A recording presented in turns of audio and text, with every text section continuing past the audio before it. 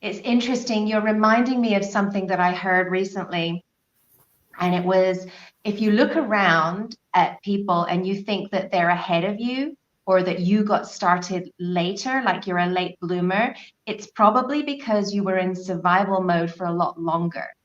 And then, but the benefit to that is that you have all that wisdom and maturity so that when you really do get going and you decide, like, I'm going to thrive, I don't need this anymore, I don't need survival mode, and you decide, then you have all that wisdom and maturity and to back you up, and you just take off. And those are the people that, as you said, that start in there a bit later, in their 40s and their 50s, like Right. me. I'm like you. Right. I was definitely, I thought I was a late bloomer in a lot of things, in a lot of ways. And I mean, the irony and the fun of it is that, I wouldn't say necessarily that people would be surprised.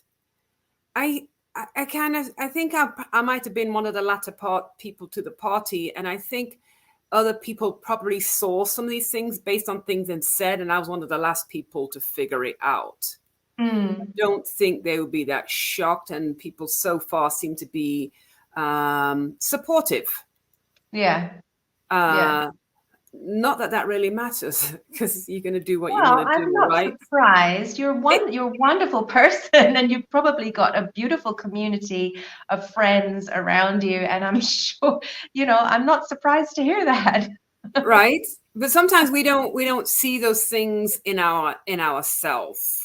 I spoke to a lady today, and she's I want to say she's in the mid 60s, maybe. She looks phenomenal. I mean, she looks thick. She looks great, and doesn't love her job, doesn't know what she wants to do, doesn't know why she wants to stay in this state, doesn't know where she would move to, feels frustrated because she's sharing a house, has a roommate situation, and just didn't expect to be where she is at this stage of her life with these unknowns, uncertainties.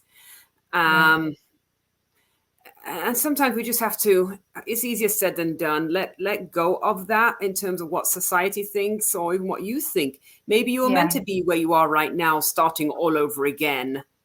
There are many people who are at that age, and they've been doing what they've been doing for a long time, and they've settled into a cadence of whatever, and they're quite honestly kind of bored and just don't really have any projections for anything they'd like to do, be, or have. So I don't know, maybe not knowing where you want to be and what you want to do next is actually maybe a little bit more interesting.